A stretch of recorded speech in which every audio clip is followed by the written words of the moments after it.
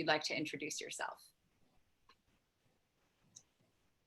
Okay, so we're gonna go ahead and get started. Welcome everyone, and thank you again for joining. Today's event is a really special one. We have an amazing group of panelists here to speak with you all about the careers that they have in the federal agencies that they represent. We're going to be talking about how the skills that you were exposed to in participating in CTE Mission CubeSat can prepare you for careers in agencies like these. So if you participated in phase one, we're really glad you're here. If you didn't participate in phase one for any reason, but you're still really interested in these topics, we're also really glad you're here. I think today is about really considering how these skills and experiences can expose you to a wide variety of opportunities.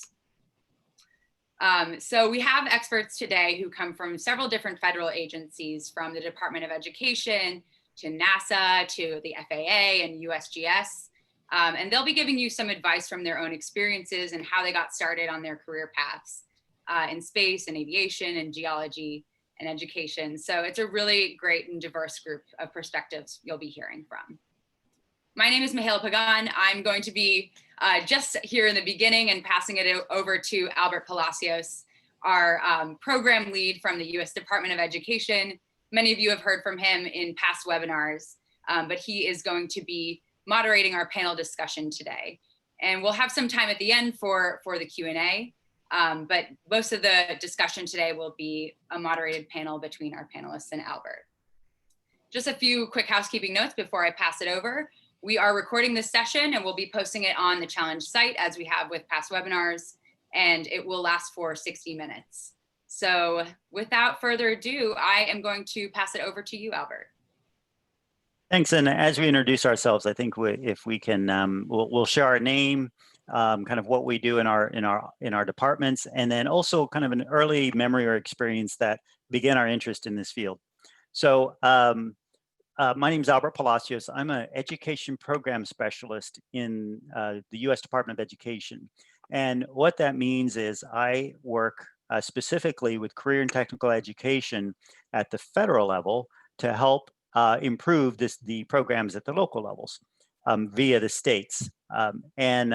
So we work on what's called Perkins funding, the Perkins Act funding, which funds career and technical education. With that, I was a student in career and technical education student when I was in high school, and I see it as a very valuable avenue to learn a lot of applied and technical skills that help you throughout life. And I think that's part of what this session is about, is to learn about all of those things in high school that you can do to help you as you go through and navigate your future.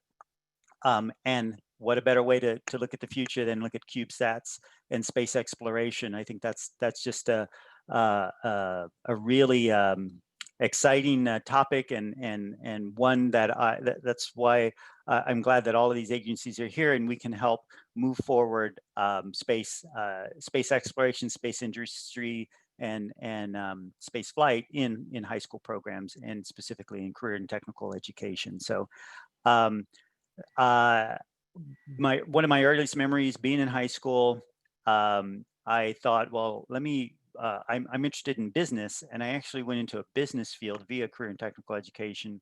I went through in business, but then I started liking, I also learned computing technology at a very early age in high school. And I've always had that interest in technology and innovation. And as I came to the Department of Education, I thought, well, how can I apply that same innovation to education? And so I'm looking to always innovate and elevate career and technical education through innovations in technology and in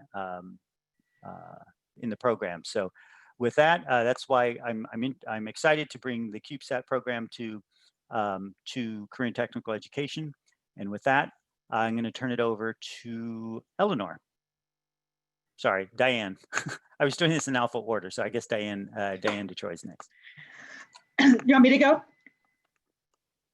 Sorry.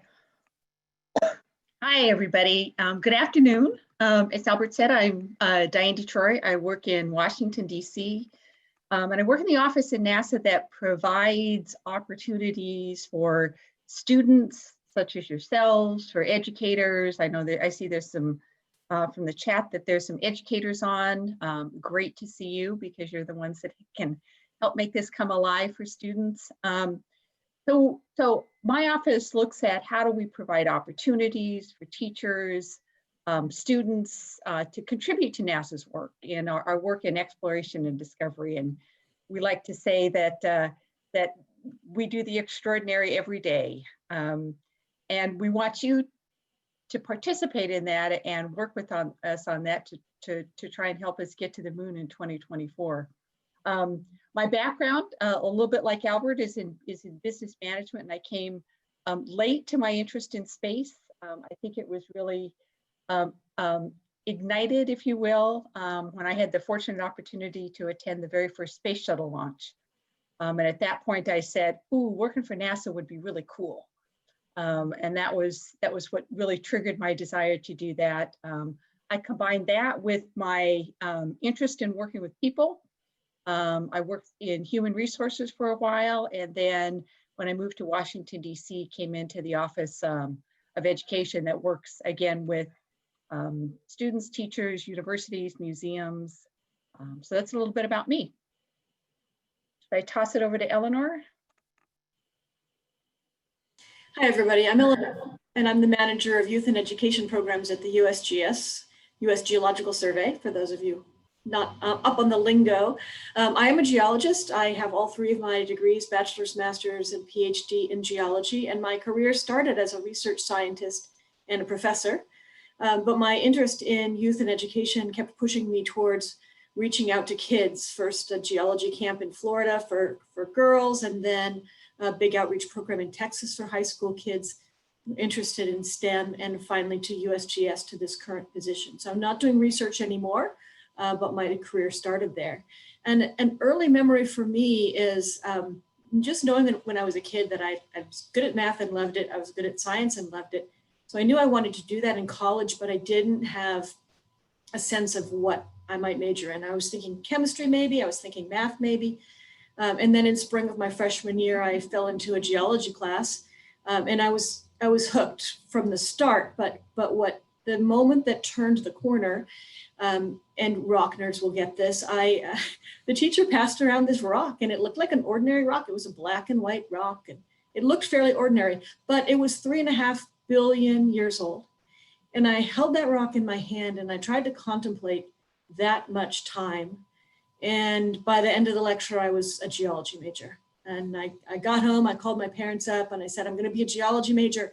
And my mom said, well, of course. And I said, well, what do you mean, of course, Mom? And she said, honey, I've got a whole garage full of rocks you've collected over the years. So, you know, I didn't know geology existed as a topic. It's not taught in high schools. So you might not know very much about it either, but it's a really exciting field, and I'm happy to talk about it a little more. And I'll pass that over to Wayne now. Hey, thanks, Eleanor, and welcome everyone. I'm Wayne Monteith, and I am the FAA, Federal Aviation Administration's Associate Administrator for Commercial Space Transportation. Real big duty title. What does that actually mean? It means I'm responsible for, my office is responsible for regulating the United States commercial space transportation system, which means rockets, rockets and reentries. So if it's launched in the United States or comes back in the United States, it falls under our purview. Or if it's a US company launching anywhere in the world, for instance, New Zealand, then we regulate it to make sure that the public is safe. Since our office was stood up in 1984, we've licensed almost 400 launches and never had a injury or fatality to a member of the uninvolved public, which is pretty enviable. So how I got started way back in high school, and you got to go back into a time machine to get back into when I was in high school. I loved aviation, and I got my private pilot's license, and I was also a runner. And my running coach was also the physics teacher. And I got sucked into science and ended up taking AP physics, chemistry, and biology, thinking that I would fly for the Air Force one day. And unfortunately, I went to ROTC, and unfortunately my vision wasn't good enough to fly. And so they gave me an opportunity to be in the rocket business. And 3 decades later, I ended up or finished up my Air Force career running Cape Canaveral Air Force Station. Spent 3 years there and had the honor of leading a tremendous group of women and men. During my time, we launched 66 launches and had 23 booster landings. And we are also responsible, and it's not just about rocket scientists or rocket science. We were also responsible for maintaining and protecting the most prolific sea turtle breeding area in North America on our shores. And we took that every bit as serious as launching rockets. Albert, back to you. Yeah, thanks, Wayne. And I think I'm gonna key off a couple of things you said. I've been to that sea turtle area, so it's really cool. I mean, I've seen the signs. I've been down there and seen the signs. It's really cool that that's part of kind of what the grand plan and mission for doing things like rocket launches include, protecting things like sensitive species and such. I think you talked about rockets and rocket science and all that, but I want to go back a bit to what Eleanour was talking about the rocks, and I'm interested to know, and maybe others might be also, the connection between your interest in geology and CubeSats, because I think it's clear what NASA is doing and what FAA is doing, but what brings you to the table? That's such a good question, and I'm glad to get a chance to talk about what geoscientists do that aren't rocks, because there's a lot to geosciences that isn't rocks. But mapping has gotten very complex these days when you're trying to figure out what natural resources exist, where there might be hazards related to landslides, where there might be active volcanoes. You have to do something that's not on the ground and get up and take remote measurements of the Earth. And so we do that in a lot of different ways. We use LIDAR, we use planes using LIDAR to fly over land and gather data. We use Landsat with NASA. USGS and NASA are partners in Landsat, so satellites taking pictures of the Earth. And we use drones and measure all kinds of things using drones. So drones have flown over lava flows to figure out where the ground is too hot to walk on. And so all kinds of interesting ways that remote data are used in USGS to do the mission that we do. And the other thing that pulls together kind of CubeSat, remote data, and USGS is computer science. We're crunching really big numbers. When you take these images from space and try to make sense of them, what are these Landsat images actually showing us? That is big number computing. And so we really have a lot of those skills coming into our agency as well. Great, thanks for that. I know that we've been working over the past few years to kind of get where we are now, but and I understood kind of the intersection, but I wanted to make sure that people understood, how having an interest in geology kind of translates into a range of fields, as does CubeSats, as do CubeSats. If you pursue kind of even just the specific focus of CubeSats, that there is another, there are a range of opportunities available once you learn those skill sets like data analysis and computer science and such. I'm going to turn it over back to Mihaela, who has some polls for us. Yes, we are just going to do a quick flash poll that you will see pop up on your screen. We love to know who is joining, and thank you to all of you who have been introducing yourselves in the chat, but if you can just quickly answer this poll, let us know if you're a teacher or a student, or if you're someone else, tell us more about that in the chat. And if whether you participated in CTE Mission CubeSat Phase 1 or not, thinking beyond this challenge, how interested are you in participating in other educational challenges or competitions like this? Answers here are anonymous, but let us know the degree to which you would be interested in that. And we will close this poll when it hits the 1 minute mark. So you've got a couple seconds left. It's exciting to see how many students are connected. Yeah. We don't often get the opportunity at the Department of Education, oddly enough, to connect with directly with students. So I'm glad that we have a good number of students on, as well as the educators and and some others. So it's really great to see all the interest, and we hope that you find this valuable, and we can, this is only the starting point for you. We're always happy to help as we can with your futures moving forward. All right, thank you all for that. Albert, I will pass it back to you. Thanks. I'm gonna see, good. So one thing that I want to, a couple of things. I want to talk about the skills, and we touched on that briefly about the things that you learn, kind of where, especially thinking back into high school, what are some of the things that would have been, you know, you think, wow, this is why I learned it. It's not because it was on the test, but because this is really cool tool to use or skill to use while in this area or in this field. Can you describe, for example, Eleanor, you mentioned big data, and we use data as well. We interpret data.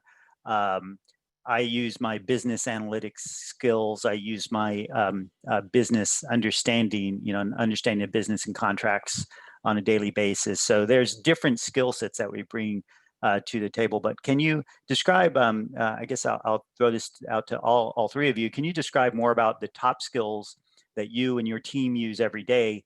And how can the technical and collaborative experiences like a CubeSat prototyping project help build towards a career in a role like yours or in somewhere else in your agency? Who wants to go first? Okay, we'll go with Diane. All right, thanks, Albert. I think that the thing that is really important, and one thing that I didn't realize back in high school, and I know, you know, you do a lot of team projects, and you think, oh, that's just, you know, what we have to do. Well, working in teams is probably the #1 thing that we hear from, I hear from my scientists and engineers that work at NASA. You know, when I say, what's the most important skills that you're looking for? And invariably, the first thing that, you know, comes out is somebody that's got the ability to work in a team situation. Interdisciplinary teams are the lifeblood of what NASA does. We've got scientists, engineers, technologists, project managers, communicators, you know, people that do procurement for us, all working together to achieve this ultimate goal. So the ability to work well in teams is really important. So, and from my perspective, that means you've got to be both a good leader and a good follower. And you got to learn when it's important to do one or the other. That ability to communicate, to tell other people what you're doing, ask questions if you don't know, share what you've discovered, communicate about your progress on your part of the task, are all very critical. And then I guess kind of the last thing is being on a team can sometimes be frustrating if you're the one that is wanting to push the team along further and they're not coming along, or you're the person that is not as enthused about being on that team.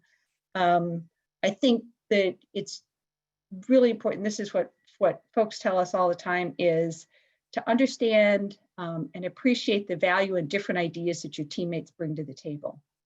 And part of being a good team member is how do you pull those ideas out and get everybody's great ideas on the table so that they can be considered. Now, you're probably saying, okay, that's fine, but what from a technical standpoint? And I think kind of, you know, what you heard from Eleanor and Wayne is find something that you're passionate about. And when you find something you're passionate about, that's going to propel you to success. I think in all of our agencies, we have folks from all different kinds of fields that work for us. And if you find that passion, you will find your sweet spot in whatever job it is you want to do. Thanks for that, Diane. And I think beyond the 3 agencies that are on the line right now, pretty much every job you can imagine is in the federal government. Anything from chefs and cooks to HVAC repair people to to scientists, to auto mechanics, rocket, the geologists, biologists, medical professionals. There's pretty much every occupation within the federal government doing some sort of specific role in kind of making the whole, this big machine of government work. But I think it's fascinating to find these types of roles that you think, oh, wow, I can do that, or that's something that interests me. And I didn't realize that was a job. Anyway, let's, Eleanor, I'm interested to hear from you kind of about the skill sets. Yeah, I think fundamentally, if you think you want to do anything in science and technology in college, you should do as much as you can in high school. Take 4 years of math, take 4 years of science, take all of the classes that you can, because they'll give you a leg up when you get to college. But I think the other thing is kind of building a little bit on Diane's comment on teamwork. I would say that maker space is really key. It's really critical. Figure out, play with things, build things. CubeSat does that, robotics does that, Odyssey of the Mind does that. There's a lot of formal ways to get involved in that. You can also just do it on your own. I took apart a radio when I was a kid trying to see how it worked. I didn't put it back together properly, but just figure out how things work, build things, play with things, because those kinds of skills do two things for you. First of all, they give you knowledge that can be useful. But second of all, they really involve creativity. If you're trying to figure out how to make something work, then you're exercising your creative muscles. And so, yeah, fiddle with things, make things, be a maker. Thank you very much. And I'm a great supporter of the maker movement and maker activities. And I was just showing that I just happen to have my drill at my desk because I was working on some other things. But that tinkering, that making, that breaking is important, is an important skill. So all those failures, those things that didn't work, are very important learning lessons to keep with you as you move forward. So Wayne, let's hear from you. So kind of following on the themes Eleanor and Diane had, one of the things I think is critical is be curious. Be curious about everything around you. I had, although I had a sense of it, I had no idea that math was everything. And I fell in love with math. And for me, it wasn't just numbers, it was art. I could see things in my head, and it was almost like the Matrix. That's kind of the way I saw the world with math, which was what drew me to physics and chemistry. But I'll tell you, when I got to college, I thought about physics and astrophysics and computers, but I ended up settling on geography. And I don't mean settle, because I've got a sweatshirt that says, stay calm, I'm a geographer. And because geography touches everything as well. And when Eleanor was speaking, it reminded me, I got interested in remote sensing. That's maybe the early stages of my journey into space. But the first platform I worked with was Landsat. And it just fascinated me that you could do all of this and you could sense how the Earth was feeling, so to speak, from a satellite. And it just sucked me in deeper and deeper. And so along with curiosity, I would say you've got to work hard at no matter what you do. And as I think Diane said, you've got to be passionate about it. I am today, I still get up every morning as excited to do what I do for a living as I did 30 years ago when I started my journey in space. And so for me, every day is not like work. It's like, oh my gosh, I get to go do fun stuff that involves rockets. Now in my office, about half of my staff are engineers of one form or another. And as a matter of fact, and Diane will appreciate this, my senior propulsion engineer worked on the lunar lander program. So I say that because I'm looking for a replacement for him one day. And so if you're interested in propulsion, come see us after you get your degree. But so I've got engineers, I've got business folks, I've got analysts that can tell me, what a safety hazard area looks like, to how do we project how many personnel we're going to need, how many people we're going to need, workers we're going to need. All of those fit together. But as Diane started off with, teamwork, teamwork, teamwork. I haven't done anything in my career that didn't involve teams. And that includes working with people you don't like. or people that you don't think are pulling enough of their weight. Because if you just sit back a little bit, everybody brings value. They may just bring a different value than what you bring.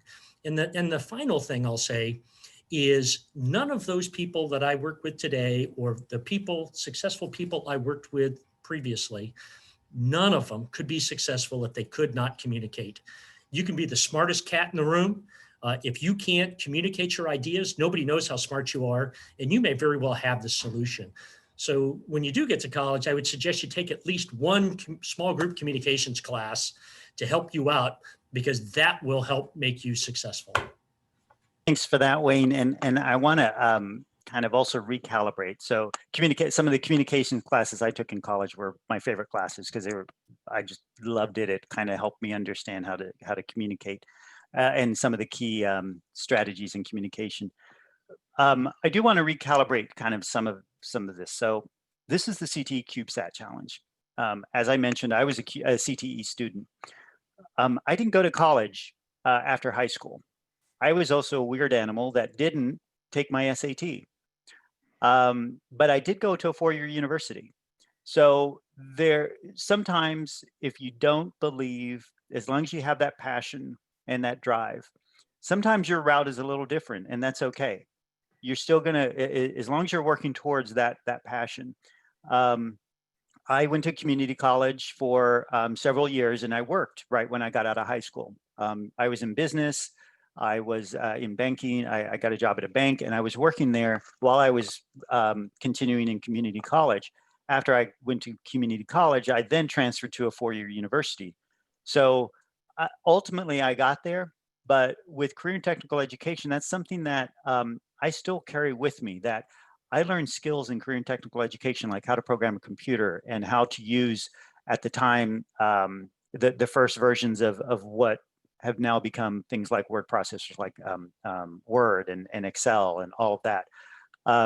So sometimes your route might not be the route that everybody else takes, and in fact, it won't be. If you look at everybody's routes, my route was actually engineering, and I ended up in business, and that's okay. That's the area. As I went through the engineering route, I thought, I don't think I want to be here. I think I want to be more in business than in engineering. So I navigated towards business. But if you're just, by all means, do as best as you can in math. Do as best as you can in the best you can in communications and science and everything. Always try to do your best. But sometimes that best isn't as good as others, and that's okay. Just continue moving forward, and eventually, for example, I never thought that I would, based on my both performance and desire to learn math in high school, I never thought that I would learn calculus. I had no desire, I had no interest. But then, as I made those incremental steps to where I had ended up taking like 2 years worth of calculus courses in college for physics, and then it clicked for me. Then I understood, kind of like what Wayne said, everything is math, and how that all the math and the physics, as it relates to physics and mechanical engineering, how all that comes together. So I just want to kind of emphasize that, if you're for example, just struggling in math right now, that's okay. It'll click, but just keep at it. If you keep at it, it'll eventually click. If you're having trouble with communications or teamwork or whatever, just keep at it, and then eventually it'll click. And I hope that through programs like CubeSat, you'll be able to exercise those skills, see what works, see what doesn't work, and learn along the way. With that, I think with all those different skill sets, what are some of the, if a student is interested in getting into a federal career, what do you think, what are some of the cool ones that you never thought that were in the federal agency that are worth exploring? I'm going to start because with Department of Education, everyone thinks that we administer education programs, but within our office, within our agency, we have social media specialists. Again, going back to that communication, we have social media specialists. We have video producers. We have video and audio producers. We have photographers. So we have roles that are within the federal government that you can, oh, hey, I love photography. I can pursue that within the federal government. So we'll start with, let's see, Wayne, you went last. We'll start with you first. I'll tell you quite frankly, the job I do today. You know, who'd have thought that the Federal Aviation Administration regulates rockets, and you know, I knew a little bit about it from my last job, but I'll tell you, when I retired in December of 2018, I only had 3 goals. Number one, I wasn't going to come back to federal service. Number two, I wasn't going to move back to Washington, D.C. And number three, I wasn't going to work in 2019. I stayed retired for 6 weeks. I moved back into my home in Washington, D.C., and I'm now back in federal government. And I tell that story because this was the perfect job and the perfect opportunity, and I didn't really know it existed. And the interesting thing about our job, or what we do here, is you see everybody's rockets. So you could go to an individual rocket company or individual satellite company, and you can get one stovepipe view of what they do. In our office, we see the entire industry. What a great place to start.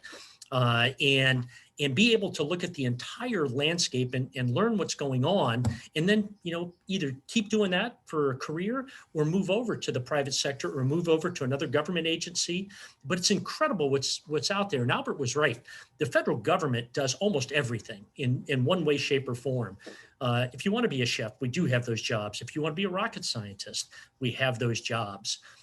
So you just have to keep an open mind, and I'll take just a sec here to piggyback on what Albert said about stick to it.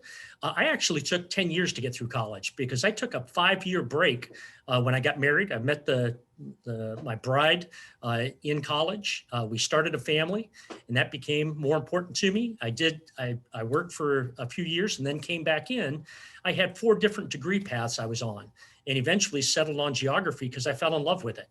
But it's not where I started. I was going to be the next Carl Sagan or Bill Gates. I knew that, but that's not where I ended up. And so just keep an open mind and never, ever, ever give up or shut a door. Thanks for that, Wayne. And one thing I'll add just on that is to never give up, keep pursuing. Focus on what you like to do. If you like blowing things up, like like making rockets go up through propulsion systems, then continue going that route. You'll figure out how that do what you like. I remember a professor told me, do what you like and the money will follow. Because you do what you like, you're excited about it, and you love to put all your passion into it. So if you love, one of those odd jobs in the U.S. government is we have a nearby where I live. There's a whole farm that USDA uses for testing.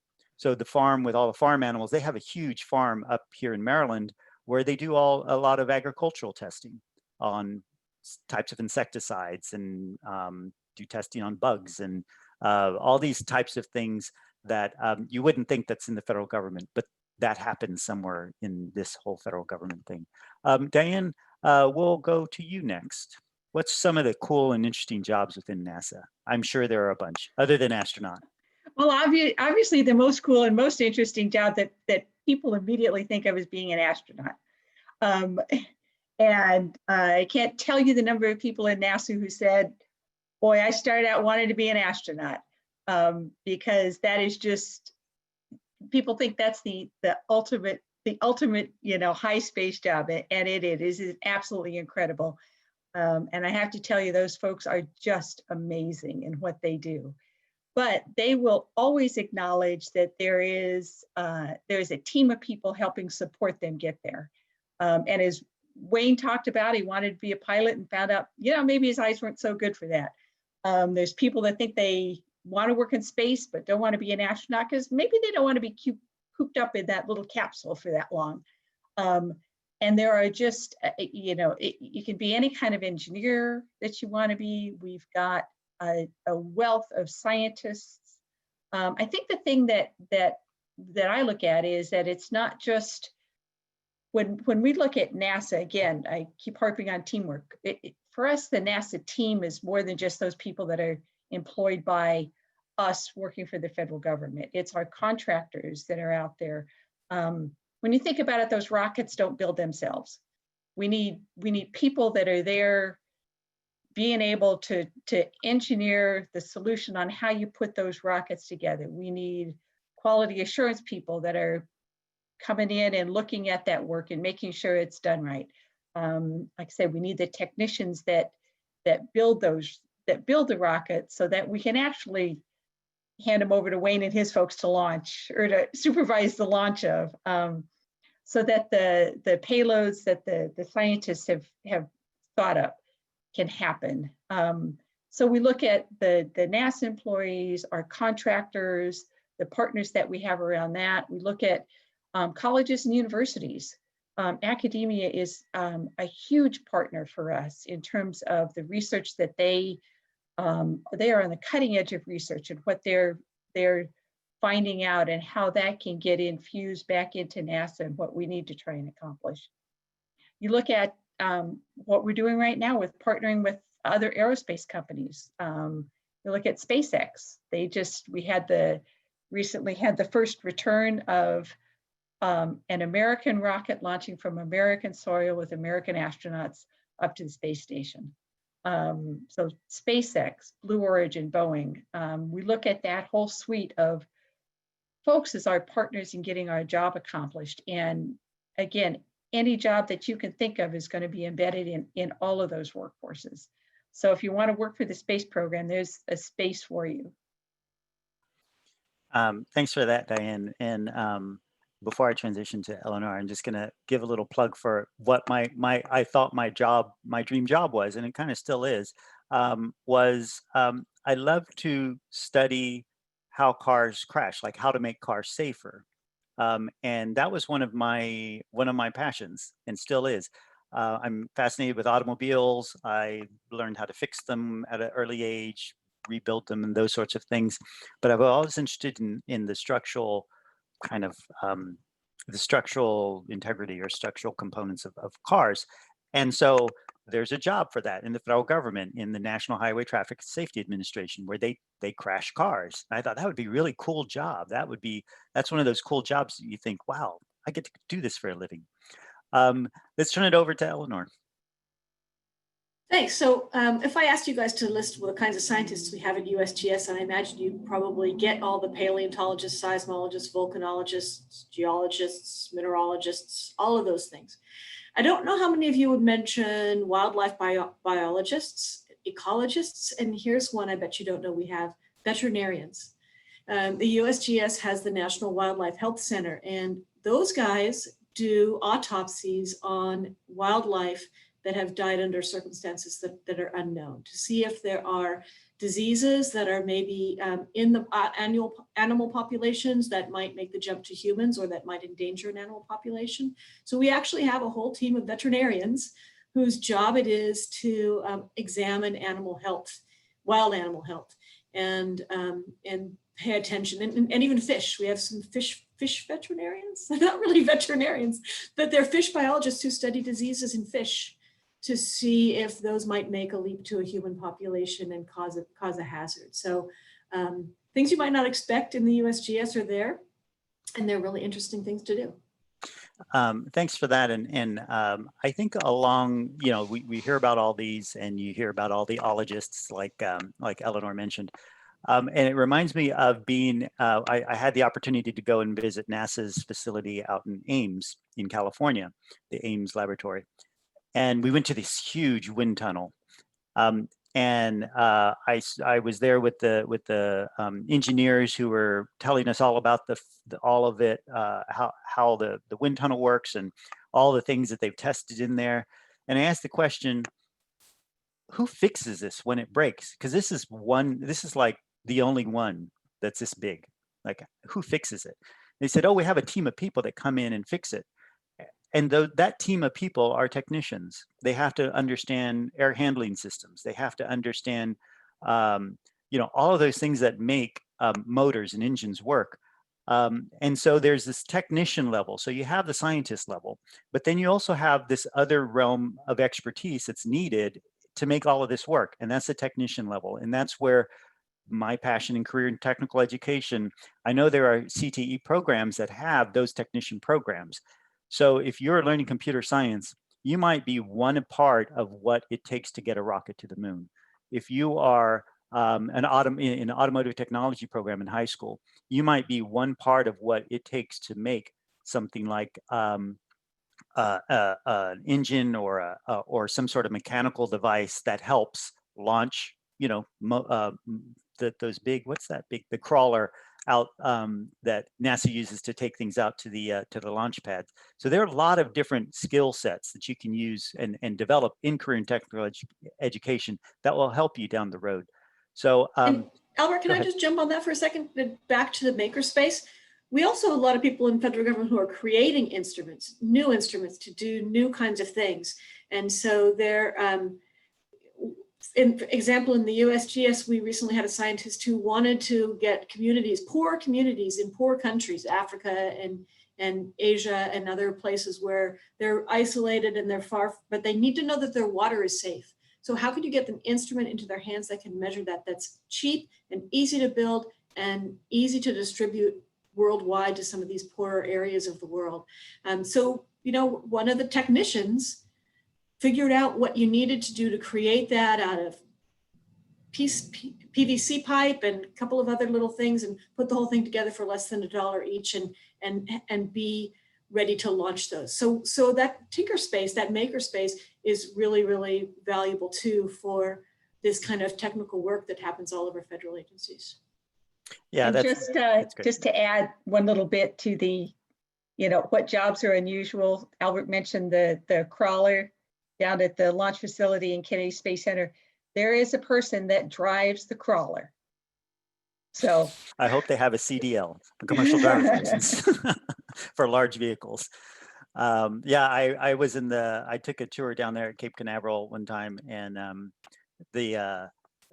I was in the bus that was going along the side of the crawler as it was going out. So the crawler was actually going out and the tour bus was driving by it. And so we drove by it, and it's just unbelievably massive. And it's just amazing to see how all those parts fit together to launch a rocket.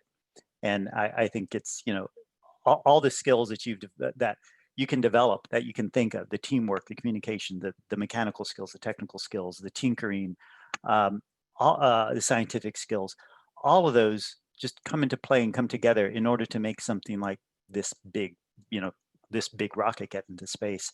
And I think that's true of a lot of careers in the federal government. I mean, federal government is a massive, massive organization. And we employ thousands and thousands of people, and everybody has their role and everybody has their skill set. And and in general, not just for the federal government, but for everybody, you're employed based on your ability and skills. So the more kind of skills you can have, like those tinkering skills, those engineering skills, those communication skills you can have in your arsenal of your toolkit, that's so much more valuable. That makes you more valuable. So I encourage you to as Eleanour mentioned, get involved in your maker spaces, start learning how to tinker. Or if you haven't already, I imagine that if you're interested in CubeSats and you're working on this project, you probably are already a tinkerer, and we're welcomed. We're excited to have you involved. If you're not, just find everything and anything you can start to be curious about and learn about. With that, I want to transition to some Q&A and questions and answers. Mihaela, is there anything that we need to do? We're at 2:45 right now. I'm sorry, at 45 minutes past the hour. Anything else that we need to cover before we get into questions? Can definitely move into questions. So for those of you who have been sending in questions in the chat, thank you. We've been trying to pull most of those, but please also, we asked going forward from now on, if you have more questions, add them in the Q&A section, which is on the bottom right of your screen, it should be. And we will do our best to get to as many of them as we can, but we will also post any questions that are unanswered today on the frequently asked questions page of the challenge site if they are challenge related specifically. So I want to start with one that someone submitted during the Eventbrite registration. And it's how have federal organizations found success in recruiting high school students in the past? So I want to kind of broaden that a little bit, because I think there are other opportunities for high school students to get involved, not just through full-time employment with the federal government, which is a possibility, but also how do you get involved through internships, through competitions like this? I want to start with Diane, because I know, Diane, you have a wealth of opportunities available for high school students in high schools. Hi, everybody. Yeah, I just wanted to share, let me get to the right screen here. I wanted to just share some current opportunities that we have for high school students. And if you go to nasa.gov/STEM, you'll be able to see everything that we have to offer. And how's that? Good. Is that good? Good. So if you go to nasa.gov/STEM, you'll see everything that we have to offer. But I wanted to take this opportunity to just highlight ones that are really new and ones that are open right now. So if you're interested in challenges, and I know you've tackled the CubeSat challenge here, we also have something called the NASA Wear Challenge for high school and middle school students to design wearable radiation countermeasures for deep space. So one of the biggest hurdles that our scientists talk about is protecting astronauts from deep space radiation, and that's one of the most critical challenges that they've got to tackle. So we have an opportunity for students to contribute to their ideas about things that ways you might approach how to address radiation countermeasures. That one I wanted to highlight because it must be led by, you must have a lead educator that registers your team by December 1st of 2020. And I know that these are awfully long URLs, and I think Mihaela and her team may try and put those in the either in the Q&A or the chat, so you guys can have easy access to them. Yes. For those of you that want to pursue kind of a writing approach to your career and how you can exercise some of those communication skills, we've got a challenge open right now on how you would describe the team that you would take to the moon. How would you describe your crew, the skills they possess? What technology would you want to take? What robots would you want to bring along with you? That challenge, the deadline for that is December 17th, and that's at 3 grade levels, so K4, 5, 8, and 9, 12. And that's through one of our collaboration partners, Future Engineers. So that's run on our behalf by futureengineers.org. Some current opportunities, we are celebrating the 20th anniversary of continuous human presence up on the space station on November 2nd. And along with that, we have put together a series that celebrates all the great science that's been done on station. And we're tying that to K-12 curriculum, so K-12 STEM curriculum. And I just highlighted the few that are going to be the focus for October, November, and December. Those for you educators out there, those are going to continue on through January and on into, I believe, next August. So we want to focus on, what are all the great things that we've been doing on the station. And keep your eye out on social media for some real neat celebratory events on November 2nd around that 20 years of human occupation up in space, which for all of you students, I know is, since you have been alive, there have been people living and working in space. The other opportunity is really a web chat series that we started up that really allows, that's targeted for students 13 and older. We're going to connect you directly with NASA subject matters. They're going to talk about their careers. You will be given the opportunity to ask questions of them. The repository of those exists out on YouTube, and there's new ones coming out all the time. And if you find somebody that you're intrigued with, please join those webinars. The other opportunity is what's in your NASA moon kit. So what would you pack for a trip to the moon? This is different than the essay contest. This is just a real quick, what are the things that you would pack for the moon? Because there are some restrictions that astronauts have about what personal items they would take. And this is a fun opportunity for you to take a look at that. And then I just wanted to conclude with, how do you connect with us on social media? Here's all our connections on Pinterest, NASA STEM for Students, how you get to our Twitter account.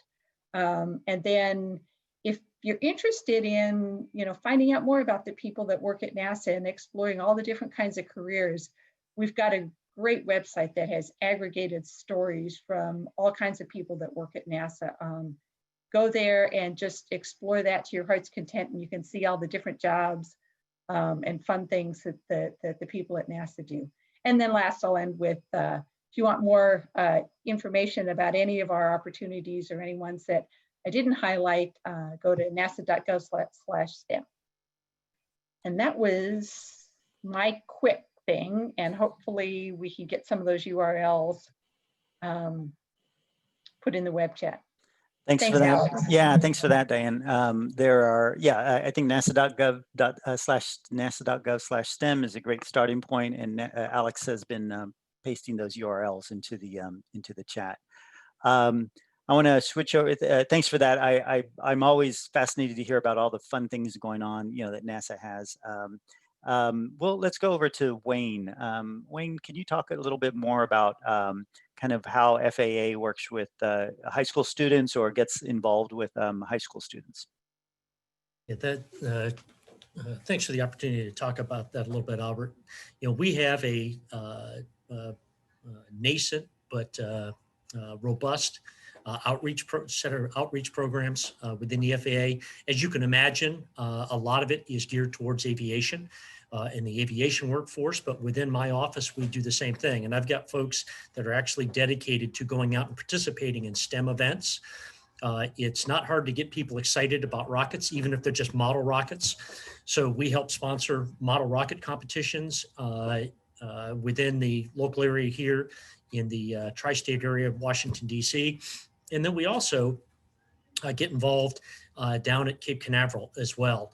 I've got a team of FAA employees down there, a couple of them former Air Force that worked with me down there, and we do what we can to facilitate tours and also open up opportunities for internships, for summer intern programs, both down in Florida, where the magic happens, so to speak, and up here in Washington, D.C. as well.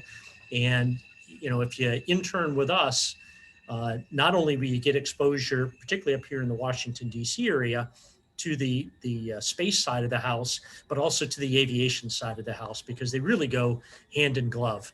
And, the way we think about it, part of our job is to successfully get you onto the highway. So we're kind of like an on-ramp and an off-ramp. Rocket having to go up the on-ramp, and a reentry vehicle like the Dragon coming back off the off-ramp. And if we can't do it safely, then you can't fly. And that means you also have to get through the airspace. And so we work very, very closely with our brothers and sisters on the aviation side, not just within the FAA, but throughout government, and make sure that we give our interns maximum exposure on all of the opportunities associated with what we do in the federal government. Thanks for that, Wayne. I know that FAA and many federal agencies have internships available for high school students. I think the only caveat I'll add is that during the pandemic, all of our internships have been remote. So we have had interns from across the country, but we connected them in this summer remotely. But usually they're either in DC, but we're open to remote interns as well. And we've been doing that exact same thing because of the global health crisis, and have had some success. Mm-hmm. And then lastly, we'll go to Eleanour. So at USGS, we don't have very many opportunities for high school interns, but our other agencies in Department of Interior do. Our land management agencies, National Parks, Fish and Wildlife Service, Bureau of Reclamation, and Bureau of Land Management. But I would like to take a second to address this insightful question in the chat about fire science, if I can. The question is, how can field geology apply to the creation of thermal maps in regard to wildfires? And I don't know where this person is from, but this is a really timely question. This summer there was a smoldering fire kind of underground. It was just underneath the soil level in Montana, and nobody really noticed it until the wind blew from an opposite direction, and it blew into a massive wildfire in just less than an hour. Because it had been smoldering there for a while. So that it's really important for us to pay attention to that. At USGS, we have base maps. Like if you really wanted to do this well, right, you need to know what you're looking at, right? So we have base maps that are topography, that are geology, because different rocks will absorb heat differently. So you need to be able to account for that. We can fly over and get information on the soil wetness and how much moisture there is in the plant life. And that's a really critical question for fire. And we can also fly over with infrared cameras and get a sense of what the temperature is. So if you're worried about a particular spot, then what you do is you send in your drones or your planes to do that water measurement data and that thermal data and add it to the maps we already have. And then you can spot hotspots before they erupt. So really critical work. USGS works with the Forest Service on our fire science, and it's exciting and interesting stuff. Yeah, that is exciting. I didn't realize a fire could smolder underground. Yeah. That's and by the way, that's why I don't work at USGS. So. And by the way, wildland firefighters is another federal job you might not know exists. Cool. So real quick, we're getting close to time, but I want to if you could have, let's say, your top 3 courses to take in high school that would help people. Let's start with Eleanour. That would help students kind of with their future. All the math you can, and physics. I avoided that one in high school, and foundational to all other sciences. They really should teach it freshman year. And I guess the third one I would say is something that gets you works on your communication skills, and that could be theater, it could be debate, it could be a technical writing class, some part that really helps you hone those communication skills. Great. And Diane? My answer is going to be kind of similar to Eleanor's in that I think everybody ought to have some kind of communication skills. You ought to look for opportunities to work in a team.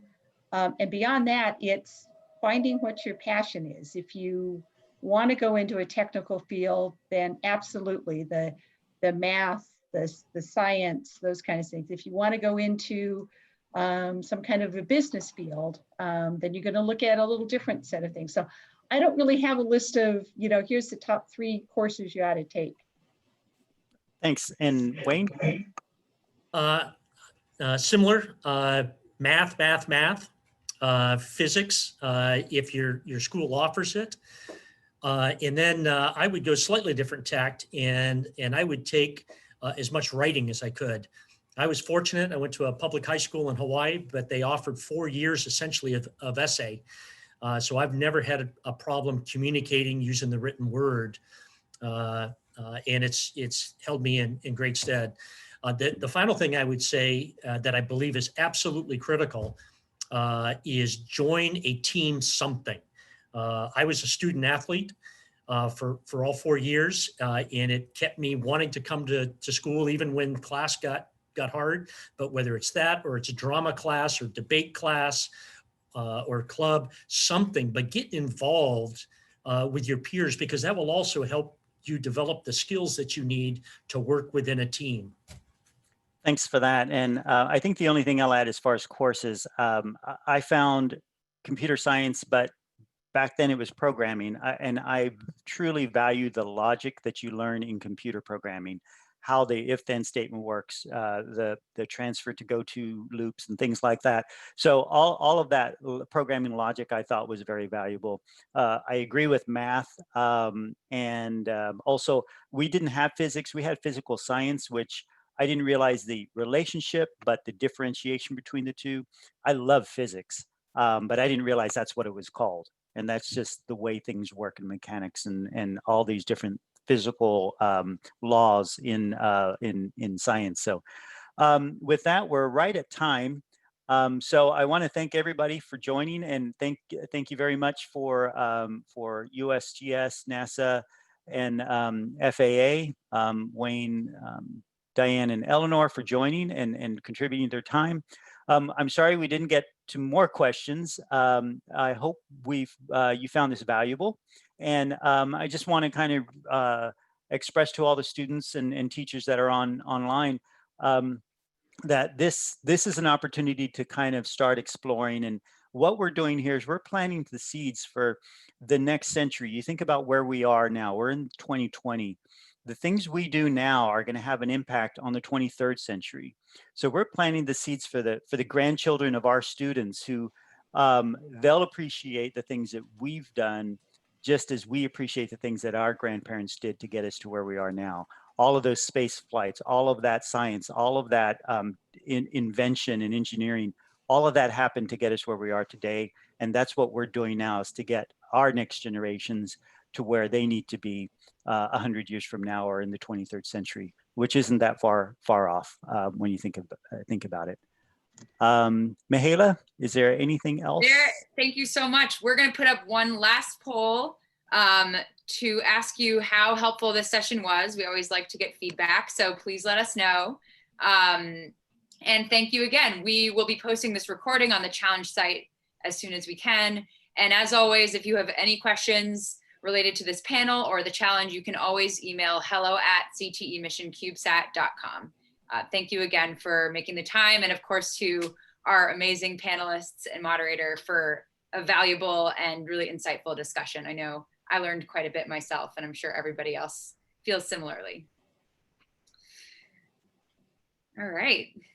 Thank you very much. And I just put my email in the chat. And if you're interested in even another federal agency, feel free to contact me, and we'll see if we can put you in contact with somebody, for example, that's more focused on forest fire science or something like that, or marine biology, or how to crash cars. We'll help you find the people, hopefully. Okay, thank you all so much. We're going to go ahead and close the Zoom now. So hope everyone has a great rest of your day, and we will be in touch soon. Thank you. Thanks all. everyone. Bye. Bye, everyone. Bye.